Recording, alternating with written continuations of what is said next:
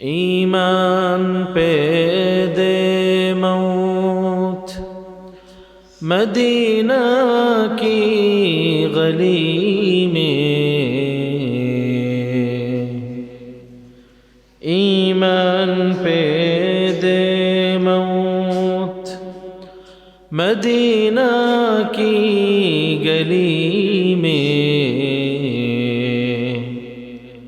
मदफन मेरा महबूब की कदमों पे बना दे, बलगल उला बिकमालिही कशफत दुजा बिजमालिही, हसनत जमीउ खिसालिही सल्लू अलैहि व आलिहि।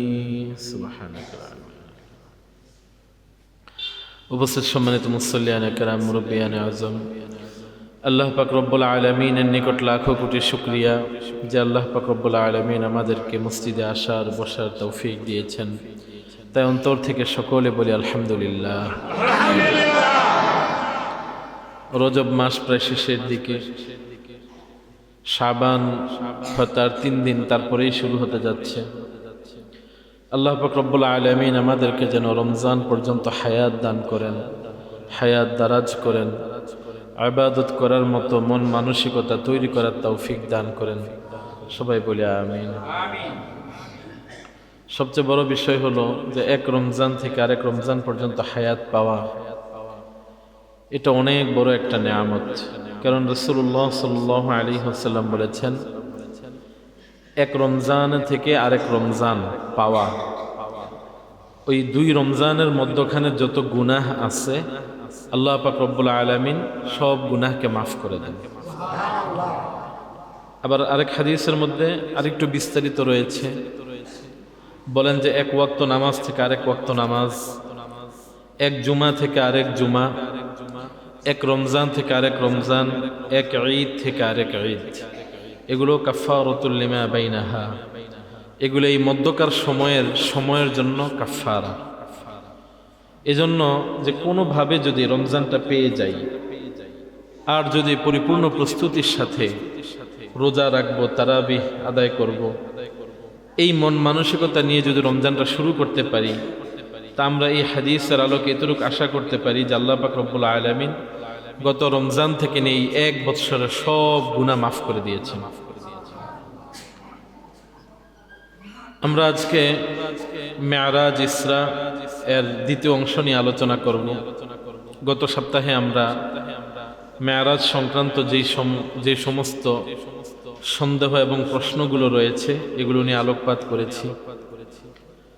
আজকে ইনশাল্লাহ মেরাজের বাকি বিষয়গুলো নিয়ে আলোচনা করব। তো গত সপ্তাহে যে আলোচনাগুলো আমরা করেছি তার মধ্যে সবচেয়ে বেশি গুরুত্বপূর্ণ ছিল যে রাসূলুল্লাহ সাল্লাল্লাহু আলাইহি ওয়াসাল্লাম আল্লাহ পাক রব্বুল আলামিনকে সচক্ষে দেখছেন কি দেখেন নাই। কথা বলতেছে কারা? এত আওয়াজ, কথা বলো না। তাহলে এর জবাব আমরা কি পেয়েছি?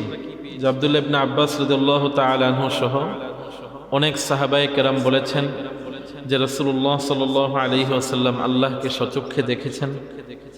আম্মা জান আয়েশা রাদিয়াল্লাহু তাআলা আনহা এবং আরো কয়েকজন সাহাবী বলেছেন যে আল্লাহ রাসূল সাল্লাল্লাহু আলাইহি ওয়াসাল্লাম আল্লাহকে সচক্ষে দেখেন নাই। তা আমরা এটাকে তাদবিক কিভাবে দিয়েছি যে আল্লাহ পাক রব্বুল আলামিন আদি এবং অনন্ত, আল্লাহ পাক রব্বুল আলামিনকে কামেল মুকাম্মাল দেখতে পারবে এই তৌফিক পৃথিবীর কাউকে আল্লাহ পাক রব্বুল আলামিন প্রদান করেন নাই। ওই দৃষ্টিকোণ থেকে আম্মা জান আয়েশা রাদিয়াল্লাহু তাআলা আনহার কথাটা সঠিক। আবার আল্লাহ পাক রব্বুল আলামিন রাসূল সাল্লাল্লাহু আলাইহি ওয়াসাল্লামকে দিদার দিয়েছেন এবং রাসূলুল্লাহ সাল্লাল্লাহু আলাইহি ওয়াসাল্লাম আল্লাহ পাক রব্বুল আলামিনের তাজাল্লিয়াত এর কিছু অংশ দেখেছেন। এই দিক থেকে ইবনে আব্বাস রাদিয়াল্লাহু তাআলা আনহু সহ অন্যান্য সাহাবায়ে কেরামের কওলও সঠিক। সবচেয়ে বড় কথা হলো এর ফাঁদে পড়ে, এই বিষয়গুলোর মধ্যখানে পড়ে আমরা যেন আমাদের ঈমান এবং আমালকে নষ্ট না করি, এটাই হলো সবচেয়ে বড় কথা।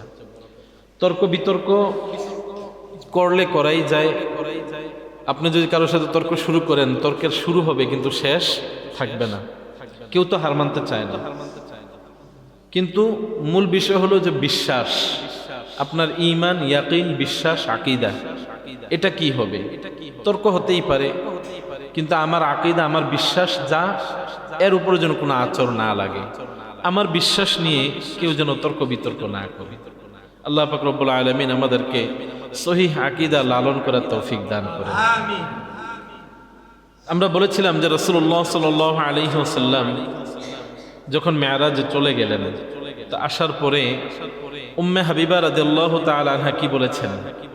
আল্লাহ রাসূল সাল্লাল্লাহু আলাইহি ওয়াসাল্লাম যখন বলেছেন যে আমি রাত্রেবেলা উসরিয়া বি লাইলাতান মিনাল মসজিদুল হারাম ইলাল মসজিদুল আকসা, যা আমি গতকাল রাতে আল্লাহ পাক রব্বুল আলামিনের ফজল এবং করমে মসজিদে হারাম থেকে মসজিদে আকসা পর্যন্ত কি করেছি? সফর করেছি। এই কথা বলার পরে তো হযরত উম্মে হাবিবা রাদিয়াল্লাহু তাআলা আনহা বলেছেন যে আপনি এই কথাটা বাহিরে বললেন না কেন? যে যারা কাফের তারা তো আপনাকে এমনিতেই বিশ্বাস করে না। তারা মনে করে যে কাবা ঘরের মধ্যে যে দেব দেবতাগুলো রয়েছে এরাই মনে হয় আমাদেরকে রক্ষা করে। আচ্ছা, মূল বিষয় হলো, দেখেন, মানুষ তার নিজ বাপ দাদার বিশ্বাস থেকে সরে দাঁড়াইতে চায় না। কেন দাঁড়াইতে চায় না? আপনারা ফিলের ঘটনা তো জানেন। ফিলের ঘটনা সবাই জানেন না? ফিলের ঘটনা বুঝছেন তো? আব্রাহার হস্তি বাহিনী যে হাতির বিশাল বহর নিয়ে মক্কায় আসছে, কাবাগরকে ধ্বংস করে ফেলবে। তো তখন ঘটনা কি হয়েছে? আলম তারা কাইফা ফাআলা রাব্বুকা বিআসহাবিল ফিল আলম ইয়াজআল কাইদাহুম ফি তাদলিল ওয়া আরসালা আলাইহিম তায়রান আবাবিল তারমিহিম বিহিজারাতিন মিন সিজিল ফাজআলাহুম কাআসফিন মাকুল। আল্লাহ পাক রব্বুল আলামিন বলতেছেন, ওয়া আরসালা আলাইহিম তায়রান আবাবিল, আব্রাহার বাহিনীর কাছে আমি কি পাঠাইছি? উড়ন্ত পাখির ঝাঁক পাঠাইছি। তারমিহিম বিহিজারাতিন মিন সিজিল, জাহান্নামের পাথর তারা কি করেছে? নিক্ষেপ করেছে। আচ্ছা, ওই সময় কাবাগরের ভিতরে কি ছিল বলেন? মূর্তি ছিল না। এখন যারা এই ঘটনাটা সচক্ষে দেখছে, এই ঘটনাটা ঘটছে কখন? আমাদের নবী মুহাম্মদ মুস্তাফা সাল্লাল্লাহু আলাইহি ওয়াসাল্লামের জন্মের 2.5 বছর আগে, মতান্তরে 2 বছর আগে। এখন যারা এই ঘটনাটা সচক্ষে দেখছে, তাদের মনে কি বিশ্বাস আছে বলেন? তারা এটাই তো বিশ্বাস করবে যে কাবাগরের ভিতরে যে দেব দেবতা আছে তারাই ঠিক, তারাই অজেয়। তাদেরকে ধ্বংস করতে এসেই তো আব্রাহা বাহিনী কি হয়ে গেছে? ধ্বংস হয়ে গেছে। এই বিশ্বাসটা স্বাভাবিক। এই যে বিশ্বাস, এই বিশ্বাস থেকে সরে আসাটা বড় কঠিন। যখন নবী মুহাম্মদ সাল্লাল্লাহু আলাইহি ওয়াসাল্লাম দাঁড়ায় বলছেন যে আল্লাহ এক, তিনি অবিনশ্বর, তোমরা তারই ইবাদত করো, এই প্রতিমাগুলার কোনো শক্তি নাই। তো যারা আব্রাহার ঘটনা দেখছে, বা যাদের বাবা দেখছে, আমার বাবা দেখছে, বা আমার দাদা দেখছে, এই যারা দেখছে তারা তো এই বিশ্বাস থেকে সরাটা একদম অসম্ভব। আর এই কারণেই মক্কার কুরাইশ, মক্কার কাফেররা রাসূলুল্লাহ সাল্লাল্লাহু আলাইহি ওয়াসাল্লামের এই তাওহীদের আহ্বানকে ঘৃণা ভরে প্রত্যাখ্যান করছে, শুধু এই একটা সাইকোলজির কারণে। ঠিক ওই সময়ে যখন এই ঝগড়াটা তুঙ্গে, যখন এই ঝামেলাটা সর্বোচ্চ শিখরে, ঠিক সেই সময় যখন আল্লাহ রাসূল সাল্লাল্লাহু আলাইহি ওয়াসাল্লাম বললেন যে আমি গতকাল রাতে মক্কা থেকে মসজিদে হারাম কি করেছি? উসরিয়া বি লাইলাতান, ইসরা করেছি, সফর করেছি। তো আবু জেহেল এই কথা শোনার পরে বলতেছে, তুমি যা বলতেছে এটা বলতে পারবা? আল্লাহ রাসূল সাল্লাল্লাহু আলাইহি ওয়াসাল্লাম বলেন, হ্যাঁ বলতে পারবো, একটু বসো। হাদিসের ভাষায় এবং তাফসীর ইবনে কাসীরের মধ্যে রয়েছে, আবু জাহেল চিৎকার শুরু করে দিচ্ছে, হায়া মাশারা বনি কাব ইবনে লুয়াই, যে কাব ইবনে লুয়াইয়ের যত বংশধর আছে সব এদিকে আসো। কাব ইবনে লুয়াই কি? যে এই মক্কার আশেপাশে যারা বাসিন্দা তাদের পূর্বপুরুষ কোনো না কোনো ভাবে কাব ইবনে লুয়াইয়ের সাথে সম্পৃক্ত। সবাইকে ডাকার পরে আবু জাহেল রাসূলুল্লাহ সাল্লাল্লাহু আলাইহি ওয়াসাল্লামকে বলতেছেন, হাদ্দিস কওমাকা বিমা হাদ্দাসতানি, এই যে আসছে এদের কাছে এবার বলো একটু আগে আমার কাছে কি বলেছো।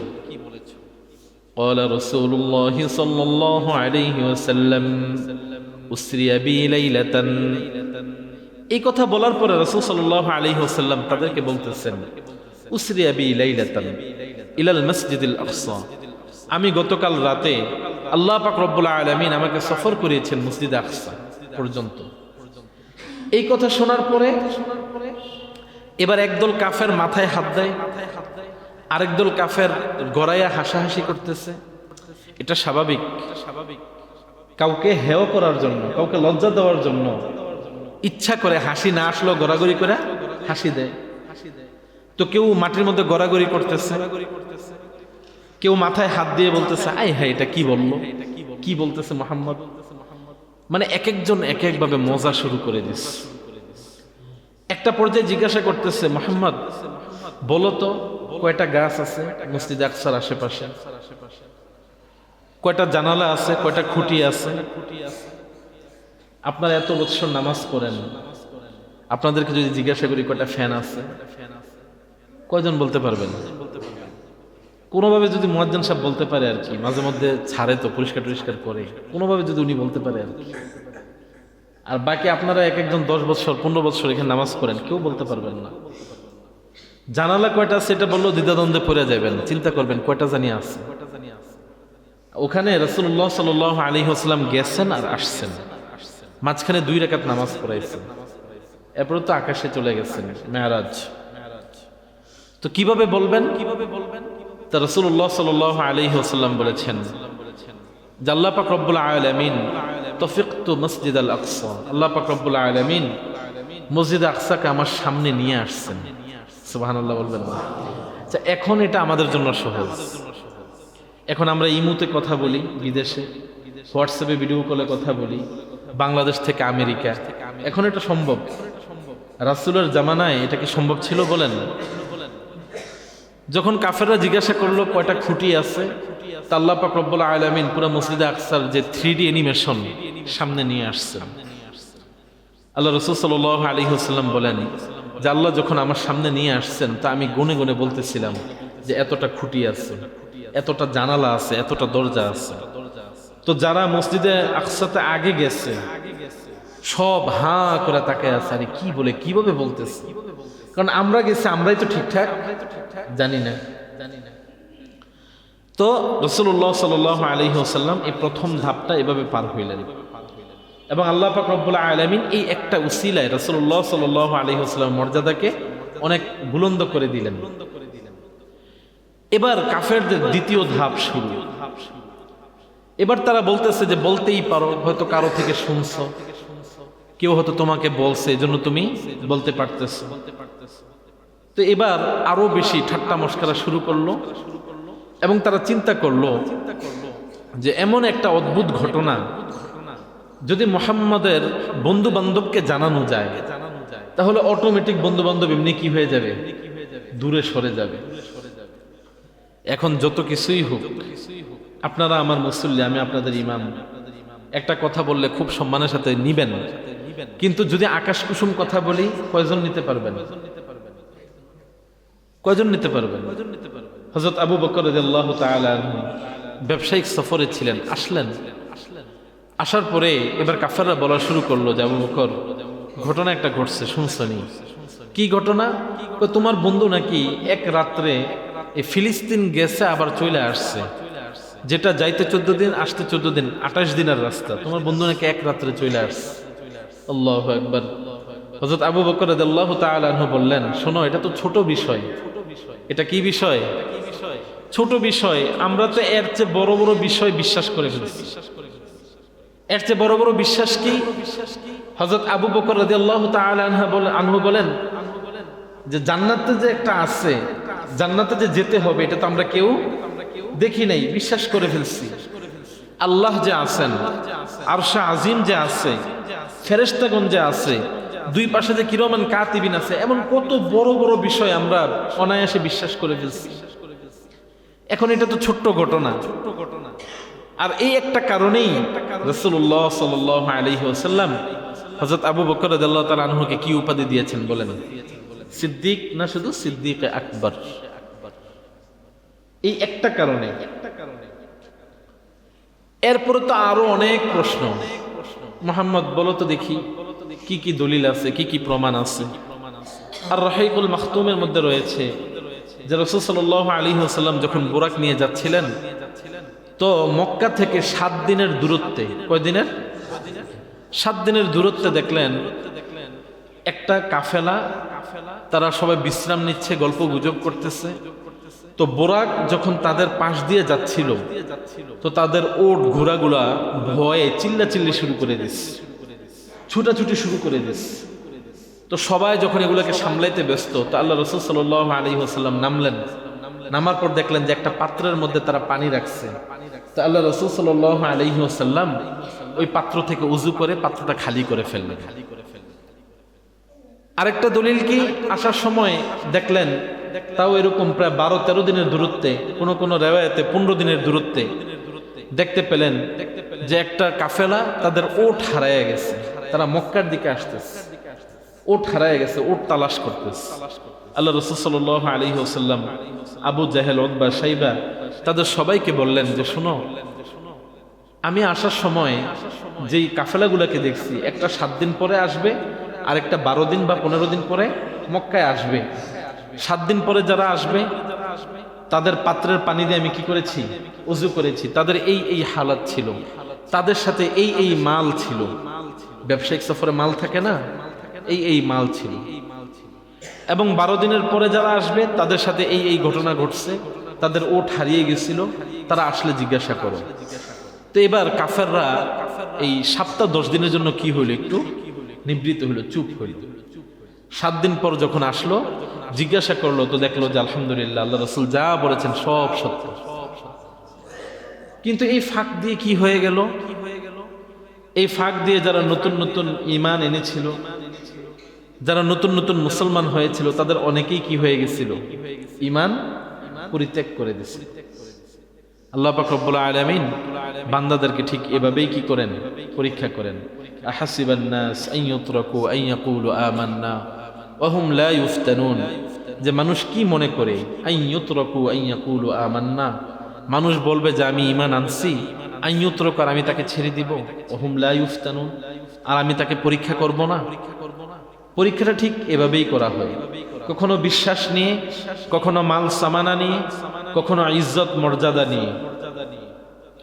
কোন একটা ঘটনার কারণে এত বেশি বেইজ্জতি হয়ে গেছেন, আপনার মনে একটা ধারণা নিয়ে আসলো যে আমি এত নামাজ পড়ি, তাহাজ্জুদ পড়ি, আমি এত বেঈমানি, এত বেইজ্জতির সম্মুখীন হইলাম, আর অপরদিকে অমুকে গাঁজা খায়, মদ খায়, তার সম্মানের শেষ নাই।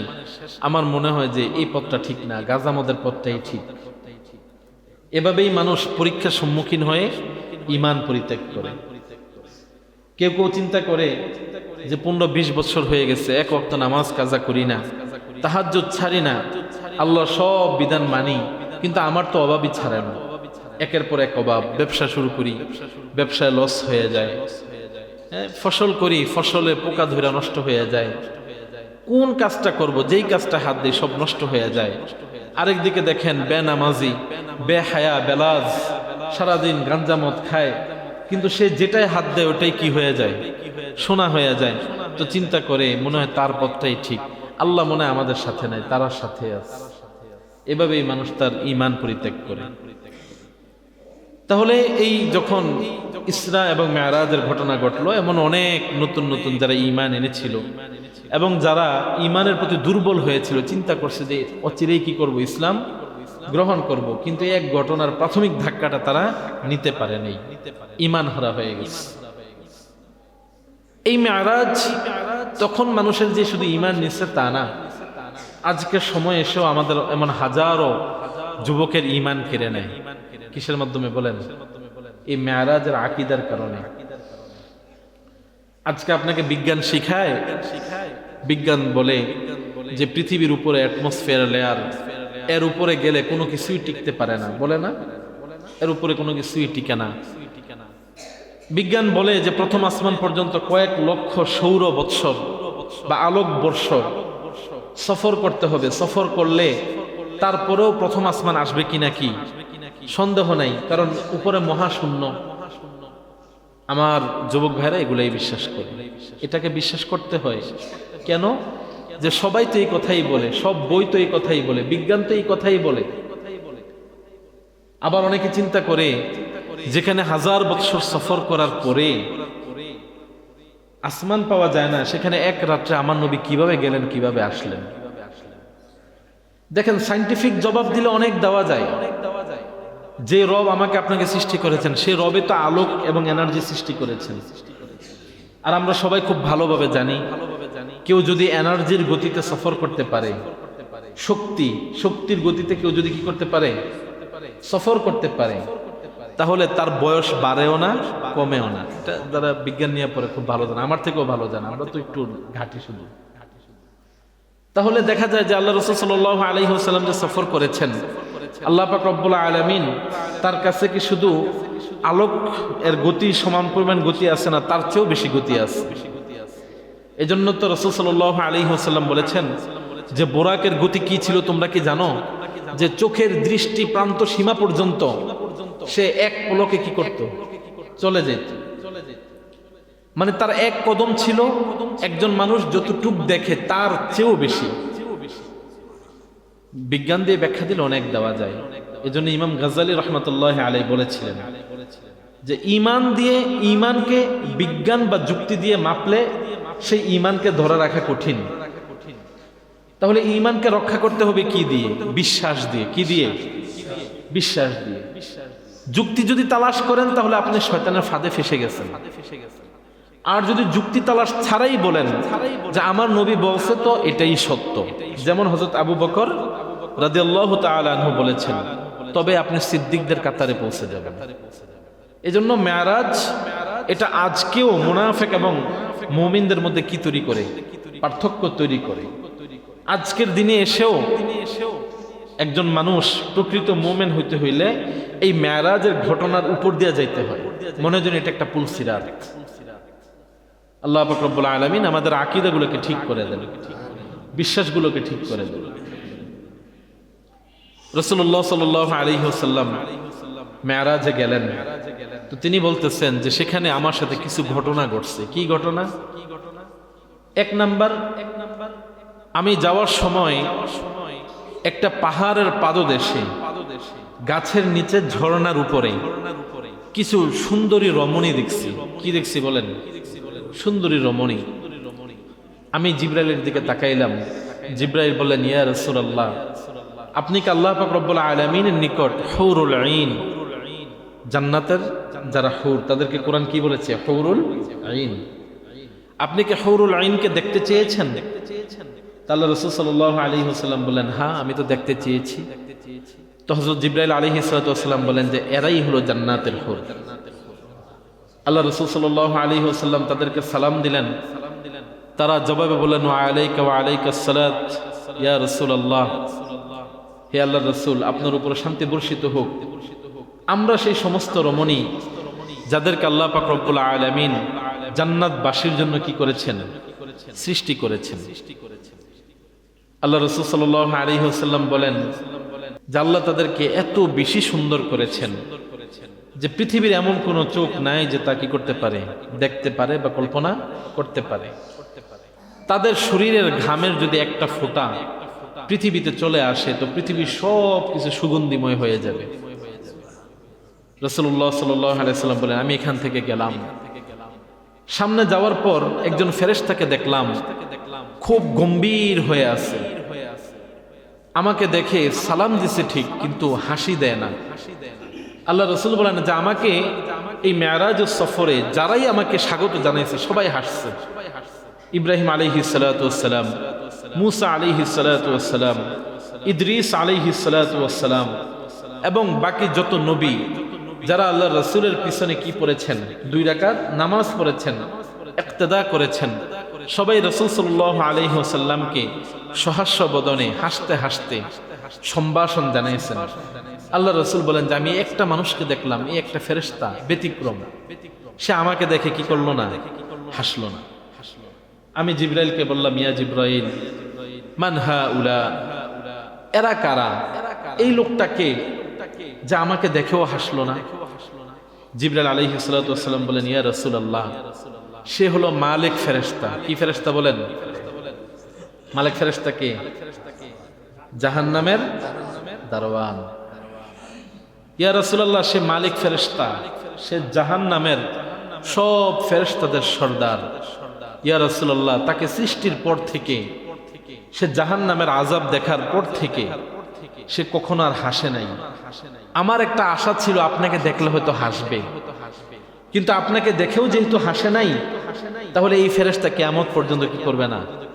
হাসবে না। রাসূলুল্লাহ সাল্লাল্লাহু আলাইহি ওয়াসাল্লাম বলেন যে জাহান্নামের আযাবের তীব্রতা এত বেশি যে এই মালিক ফেরেশতা দেখার পরে তার জীবন থেকে হাসি হারিয়ে গেছে। আল্লাহ রাসূল সাল্লাল্লাহু আলাইহি ওয়াসাল্লাম বলেন যে জাহান্নামের কোন একটা আযাবের কোন একটা অংশ যদি পৃথিবীর মানুষকে দেখানো হয়, তো ওই মানুষ তার জীবনে খাওয়া নাওয়া হাসি খুশি বলতে কি আছে সে সব কিছু ভুলে যাবে, শুধু ওই জাহান্নামের শাস্তির কথা ভাবতে ভাবতে তার জীবন শেষ হয়ে যাবে। জাহান্নামের আযাব এত বেশি।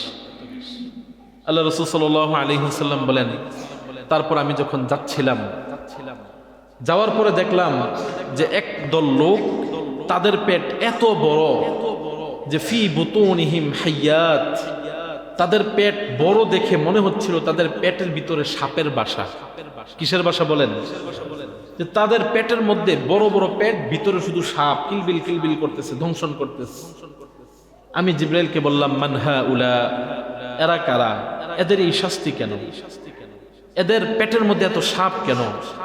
ফাকাল রাসূলুল্লাহ, ফাকাল জিবরাইল, ইয়া রাসূলুল্লাহ, জিব্রাইল বলেন, হে আল্লাহর রাসূল, হাউলাই আকালাতুর রিবা, এরা হলো ওই সমস্ত ব্যক্তি যারা পৃথিবীতে সুদ খেয়েছে। কি খেয়েছে বলেন? সুদ খেয়েছে। সুদ কি ভাই? সুদ কি? হারাম তো পরে। সুদটা কি? আমরা তো নিজের স্বার্থে সুদটাকে হালাল বানায় ফেলি। আল্লাহওয়ালা মানুষ 5 ওয়াক্ত নামাজ পড়ে, কিন্তু শোনা যায় ইসলামী ব্যাংকে এফডিআর করে রাখছে। আজকে এখানে যারা আছেন স্পষ্ট জানা রাখেন, ইসলামী হোক নন ইসলামী হোক, বাংলাদেশ ব্যাংকের অধীনে যেই ব্যাংকেই আপনি এফডিআর করেন সেটাই সুদ। বলেন, ওই সমাজের বাচ্চা মায়ের বুকের দুধ পায় না শুধু সুদের কারণে। আপনার তো সমস্যা না, আপনি তো ব্যাংক থেকে টাকা পান, কিন্তু আপনার কারণে একটা মাসুম বাচ্চা যে দুনিয়াতে আসছে সে মায়ের কি পায় না? 100টা পরিবারে যান, 100টা পরিবারে যা জিজ্ঞাসা করেন বাচ্চা দুধ পায় কিনা, একটাই কথা শুনবেন যে বাচ্চা কি পায় না? দুধ পায় না। কত ওষুধ খায়, কত কালো জিরার ভর্তা খায়, কত মাছের ঝোল খায়, দুধ কি আর আসে না? কিনা দুধ খাওয়ানো লাগে, বাচ্চা ট্যাঁ ট্যাঁ করে সারাদিন। একজন সুদীর কারণে পুরা সমাজ থেকে শান্তি উঠে যায়, স্বামী স্ত্রী ঝগড়া হয়, মা বাবার সাথে সন্তানের ঝগড়া হয়, ঝগড়ার সম্পর্ক তৈরি হয়। কিসের কারণে বলেন? সুদ খাইছেন আপনি, কিন্তু ভুগতেছে পুরা সমাজ। এটা নিয়ে একদিন লম্বা আলোচনা আছে ইনশাআল্লাহ। আল্লাহ রাসূল প্রায় 7টা শাস্তির কথা বলেছেন, যেগুলা সুদ খাবে একজন কিন্তু ভুগবে পুরো এলাকাবাসী। কয়টা বলেন? 7টা। তো সুতরাং আল্লাহ রাসূল বলতেছেন যে একদলকে আমি দেখলাম বিশাল পেট, ভিতরে সাপ কিলবিল করে। তো জিব্রাইল বললেন, ইয়া রাসূলুল্লাহ, এরা হলো আপনার সেই উম্মত যারা দুনিয়াতে কি খাইছে? সুদ খাইছে। ওই যে পত্তন দেন, জমিন পত্তন দেন, এটারে কোনোভাবে হালাল করার চেষ্টা করেন, কোনোভাবে হালাল হবে বলেন? একটা হাদিস স্পষ্ট রয়েছে, বন্দকি জমি আমানতের মতো। বন্দকি জমি কিসের মতো? আমানতের মতো। আর আপনি তো ঠিক মতো বন্ধকও দেন না, মুখে মুখে বলে যে আমার জমিটা তোমার কাছে 1 বছরের জন্য কট দিলাম। কি এরকম হয় না? এই সব কিছু হলো হিলা বাহানা। আর এই হিলা বাহানা যারা করে, যারা এমনি সরাসরি গুনাহ করে, তাদের থেকে আরো 10 বছর আগে জাহান্নামে যাবে। যারা হিলা বাহানা করে, যারা ঘুরে ফিরায় জায়েজ করার চেষ্টা করে। এরপর আল্লাহ রাসূল সাল্লাল্লাহু আলাইহি ওয়াসাল্লাম যাচ্ছেন, দেখলেন একদল ব্যক্তি, তাদের হাতের নখগুলো বড় বড় তামার তৈরি, তারা নিজের নখ দিয়ে নিজের বুক ছিঁড়ে ফেলতেছে, পেট ছিঁড়ে ফেলতেছে, আর ব্যথায় চিৎকার করতেছে। আল্লাহ রাসূল বললেন, আমি জিবরাইলকে জিজ্ঞাসা করলাম যে এরা কারা, কেন তাদের নিজের বুক পেটকে এভাবে নষ্ট করতেছে? জিবরাইল আলাইহিস সালাতু ওয়াস সালাম বললেন, ইয়া রাসূলুল্লাহ, এরা হলো ওই সমস্ত ব্যভিচার পুরুষ এবং নারী যারা পৃথিবীতে অশ্লীল কাজ ছড়াইয়া দিছে, যারা অশ্লীলতার মধ্যে লিপ্ত ছিল, যারা জিনা করেছে, যারা ব্যভিচার করেছে, তাদেরকে আল্লাহ আজকে এভাবে শাস্তি দিচ্ছে। এরপর আল্লাহ রাসূল সাল্লাল্লাহু আলাইহি ওয়াসাল্লাম বলেন, আরেকটু সামনে গেলাম, যাওয়ার পর দেখলাম যে একদল মানুষ, তাদের জিহ্বাগুলো অনেক বড়, আর তাদের জিহ্বাগুলোকে কেটে দেওয়া হচ্ছে বিমাকারিজিন নার, জাহান্নামের কেচি দিয়ে তাদের জিহ্বাগুলো কাটা হচ্ছে। আমি জিজ্ঞাসা করলাম, মান হাউলা, এই ব্যক্তি কারা? ফাকালা জিবরাইল, জিবরাইল বলল, ইয়া রাসূলুল্লাহ, হাউলাইল খুতাবা, এরা হলো ওই সমস্ত খতিব, ওই সমস্ত বক্তা যারা ইয়ামুরুনা বিল মা'রুফ ওয়া ইয়ানসাউনা আনফুসাহুম, তারা মানুষকে ভালো কাজ করতে বলতো কিন্তু নিজেরা করত না। ইয়া রাসূলুল্লাহ, এরা মানুষকে ওয়াজ করত, এরা মানুষকে খারাপ কাজ থেকে দূরে থাকতে বলতো কিন্তু নিজে খারাপ কাজ থেকে দূরে থাকতো না। আল্লাহ যেন আমাদেরকে এগুলো থেকে হেফাজত করে। আমরাও তো ওয়াজ করি, আমরাও তো বয়ান করি, আল্লাহ যেন আমাদেরকে এই কাতার থেকে মুক্তি দান করেন, এটা সবসময় আমরা দোয়া করি। আল্লাহ রাসূল বলেন যে একদল আমার উম্মতের মধ্যে, একদল আলেম ওলামা, একদল খতিব এমন হবে যারা মানুষকে ঠিকঠাক ওয়াজ করবে কিন্তু সেই ওয়াজ নিজের মধ্যে থাকবে। এরপর আল্লাহ রাসূল সাল্লাল্লাহু আলাইহি ওয়াসাল্লাম বলেন যে আমি আরেক দল মানুষকে দেখলাম, তারা রক্তের সাগরে হাবুডুবু খাচ্ছে, উত্তপ্ত রক্ত, পুজ। তারা সাঁতরে যখন কাছে আসার চেষ্টা করে, তো একদল ফেরেশতা তাদের মাথা বরাবর বড় পাথর দিয়ে এমন ভাবে আঘাত করে যে তাদের মস্তক ছিন্ন বিচ্ছিন্ন হয়ে যায়। আবার আল্লাহ পাক রব্বুল আলামিনের আদেশে আবার মাথাটা একসাথে হয়ে যায়, কারণ জাহান্নামের মধ্যে কোনো কি নাই, মৃত্যু নাই, আবার মাথা ঠিক হয়ে যায়। তা আল্লাহ রাসূল বলেন, আমি জিজ্ঞাসা করলাম, এরা কারা? আচ্ছা, এটা জবাব আপনারা দেন, কারা এরা? ভুলে গেছেন, সব জায়গায় ওয়াজটা চলে না, সবাই বলে এটা হাফেজ, যারা কোরআন শিখে ভুলে যায়। কিন্তু হাদিসের মধ্যে রয়েছে, জিবরাইল আলাইহিস সালাতু ওয়াস সালাম বলতেছেন, এরা হলো ওই সমস্ত ব্যক্তি যারা কোরআনের সাথে সম্পর্ক ছিল কিন্তু পরে কোরআন থেকে দূরে সরে গেছে। হাফেজদের কথা স্পষ্ট নাই, কাদের কথা আছে? যারা এক সময় কোরআনের সাথে সম্পর্ক ছিল কিন্তু একটা সময় কোরআন থেকে দূরে সরে গেছে। ওই যে দেখেন না, এসএসসি পরীক্ষা আসলে নতুন নতুন মাথায় টুপি দেয় না, দিয়ে সেটা মসজিদে আসে। এসএসসি পরীক্ষা, বড় বড় যে পরীক্ষাগুলো আসে, বিসিএস পরীক্ষা কয়দিন পরে, তো দেখা গেছে মাশাআল্লাহ পাগড়ি পরে একবারে মসজিদের আগ কাতারে, যতদিন পরীক্ষা না হয়। পরীক্ষা শেষ, বিসিএস ক্যাডার হয়ে গেছে, এখন যদি মাথায় টুপি আর পাগড়ি থাকে তাহলে চুরি করব কেমনে? সমস্যা না? তো এবার মাথার পাগড়িও শেষ, নামাজও শেষ। আচ্ছা, একটা কথা আপনারা এটা জিনিস মনে করেন, আমরা বাংলাদেশে সবাই চায় যে আমার সন্তানটা ডাক্তার হোক। কে লেগে বলেন তো? কি কারণে? ডাক্তারের কামাই বেশি। আবার সবাই চায় যে আমার সন্তানটা সরকারি চাকরি করুক। কেন বলেন? টাকা কামাই বেশি। তো আমাদের একজন শায়েখ মুফতি মুশতাকুন নবী দামাত বরকাতুহুল আলাইহি, তিনি একবার বলছিলেন যে যদি বাংলাদেশের ইমামদের বেতন 50-60 হাজার হয়ে যায়, আর যদি ইমামদের কামাই রোজগার যদি কোনোভাবে লাখ পার হইতে পারে, তো বাংলাদেশে এমন কোনো ঘর পাওয়া যাবে না যে ঘরের মানুষ আর নিজের সন্তানকে স্কুল কলেজে দিবে। সবাই চিন্তা করবে আমার পোলা কি হোক, ইমাম হোক। কারণ মানুষ শিক্ষা চায় না, মানুষ টাকা চায়। আজকে যে একজন বিসিএস ক্যাডার, তার বেসিক বেতন সর্বোচ্চ 43,000 টাকা, এমনই তো হবে।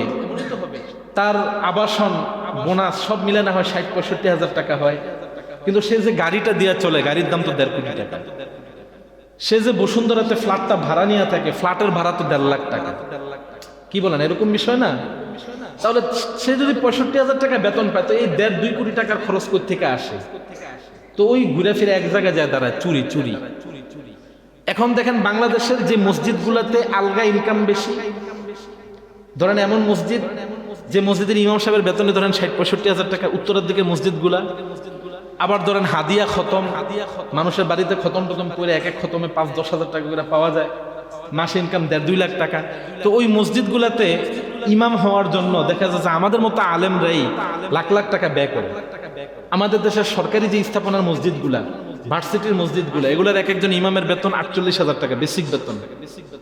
ওই ইমাম, সে যে ইমাম হয়েছে সেও 7-8 লাখ টাকা ঘুষ দিয়ে তারপর কি হয়েছে, ইমাম হয়েছে। এই সবগুলা কোন জায়গায় যায় লাগে বলেন? আপনি তো আলেম, আপনি তো জানেন যে সুদও খাওয়া জায়েজ নাই, ঘুষও দেওয়া, খাওয়া যেমন জায়েজ নাই, দেওয়াও কি নাই, জায়েজ নাই। আপনি আলেম, আপনি তো এটা ভালো জানেন কবর জিয়ারত করে টাকা নেওয়া জায়েজ না স্পষ্ট হারাম। আপনি তো এটা জানেন কোরআন খতম করে টাকা নেওয়া স্পষ্ট হারাম। যে দেয় সেও হারাম করে, যে নেয় সেও হারাম। দাওয়াত খাওয়ান, আলহামদুলিল্লাহ ভালো। মা মারা গেছে বলে দাওয়াত খাওয়ান, খাওয়ায় আসলে 200 টাকা হাদিয়া দেন, হুজুর দোয়া করেন। এই যে দোয়ার পরে 200 টাকা হাদিয়া নিচ্ছে, এটাকে হালাল না হারাম? একই সুতায় তো গাথা। তা আমি জানি, জানার পরও আমি নেই কেন? আমার টাকার দরকার। এটাই তো কোরআন থেকে দূরে সরে যাওয়া, এটাই কোরআন থেকে কি হয়ে যাওয়া। আর যে কোরআন থেকে দূরে সরবে, আল্লাহ রাসূল এই হাদিসের এটাই বুঝাইছেন যে আমি দেখলাম যে রক্ত এবং পুজের সাগরে হাবুডুবু খাচ্ছে, ফেরেশতারা এক এক পাথর মারতেছে, মাথা মস্তক ছিন্ন বিচ্ছিন্ন হয়ে যায়, আবার জোড়া লাগে, আবার আঘাত করে।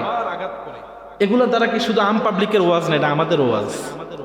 আচ্ছা, আমাদের ওয়াজ, আমাদেরকে ঠিক করার জন্য আপনারাও দায়ী।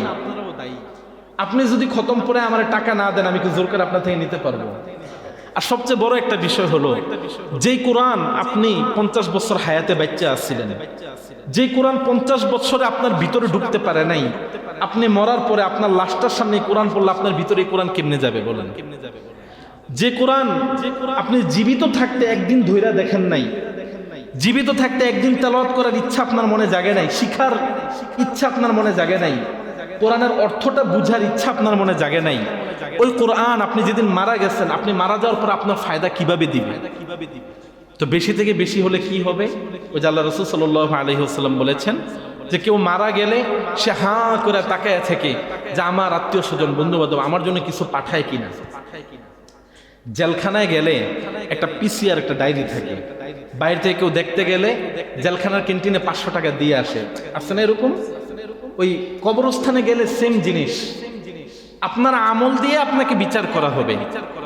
আপনার যে আমল ছিল ওই আমল অনুযায়ী আপনার শাস্তি, হয়তো জান্নাত না হয় জাহান্নাম। তো এই দুনিয়া থেকে যাওয়ার বিষয়টা কি? বিষয়টা হলো, ধরেন আপনারে জাহান্নামে নিয়ে উদুম মাইল লাগাইছে, ঠিক এই সময় আপনার ছেলে একটা কোরআন খতম করে আল্লাহর কাছে গেছে, আল্লাহ আমার বাবারে মাফ করে দাও, এই সবটা আমার বাবার কাছে পৌঁছায় দাও। তো এই যে এক খতম কোরআন আসছে, এটার উসিলায় হয়তো 10 মিনিট 20 মিনিট মাইটটা একটু কম পড়বে। বুঝেন নাই মনে হয়? মানে এক খতম কোরআন দিয়ে আপনারা জাহান্নাম থেকে দৌড়াই না জান্নাতে বসাই দিবে এরকম না। ওই যে উদুম কেলানি খাইতেছেন, 10 মিনিট কমবে, মাইটটা 10 মিনিটের জন্য একটু বন্ধ থাকবে, বা একদিনের জন্য বন্ধ থাকবে, এতটুকুই ফায়দা। এজন্য বলেন, কোরআন কি মরার আগে না মরার পরে? তা আগে হইলে কয়জন কোরআন পারেন? একটু হাত তুলে দেখান, কোরআন পড়তে পারেন। মাশাআল্লাহ, অনেকেই পারে। এবার দেখান যে কয়জন আজকে তেলাওয়াত করছেন। আজকে তো শুক্রবার। আরে পোলাপান, তোরা তো না পড়লে হুজুরে পিঠ বললে, হাত নামা। যারা মুসল্লি তারাটা দেখতে চাই। এই যে 1-2জন, মাশাআল্লাহ 3জন, এই কয়েকজন আছে যে কোরআন পড়ছে। তো যে কোরআন আপনার হায়াতে আপনি কাজে লাগান না, ওই কোরআন আপনার মৃত্যুর পর আপনার কাজে আসবে না। খতম এটা সাময়িক শান্তি, অল্প কিছুক্ষণের শান্তি পাবেন। এই মেরাজ থেকে এগুলাই শিক্ষা। মেরাজ একদিকে হলো আকীদার বিষয়, আরেক হলো এই যে আল্লাহ রাসূল সরাসরি দেখে আসছেন, আল্লাহ দেখাইছেন। কেন দেখাইছেন? যাতে আমাদেরকে বুঝাইতে পারেন আমাদের নবী বাশীর, আমাদের নবী নাজির। বাশীর মানে হলো জান্নাত যে দেখে আসছেন, হুর দেখে আসছেন, আমাদেরকে বলছেন, সুসংবাদ দিচ্ছেন। নাজির এই যে জাহান্নাম দেখে আসছেন, সুদ খাইলে কি শাস্তি, আমাদেরকে বলছেন নাজির। ওনার দায়িত্ব এতটুকুই। আমাদের দায়িত্ব হলো এগুলো শুনে শুনে এগুলো পরিত্যাগ করা। সুতরাং যারা কোরআনের সাথে সম্পর্ক করেছেন কোনো একভাবে, আপনি মুসলমান হওয়ার মাধ্যমে, আপনি ইসলামের সাথে সম্পৃক্ত হওয়ার মাধ্যমে, যেভাবেই হোক কোরআনের সাথে সম্পর্ক হয়েছে, তো কোরআন থেকে দূরে যাওয়া যাবে না। সামনে রমজান আসতেছে, এই রমজানকে কেন্দ্র করে হলেও যারা কোরআনটা বুঝি না, পারি না, শিখে নিব। যারা অভ্যাস নাই তেলাওয়াত করার, অভ্যাস করে নিব, অন্তত একটাবার করি না। আল্লাহ পাক রব্বুল আলামিন আমাদেরকে বুঝার তৌফিক দান করেন, আমল করার তৌফিক দান করেন। ওয়া আখিরু দাওয়ানা আলহামদুলিল্লাহি রাব্বিল আলামিন। যারা সুন্নাত পড়েন না, যারা সুন্নাত পড়েন।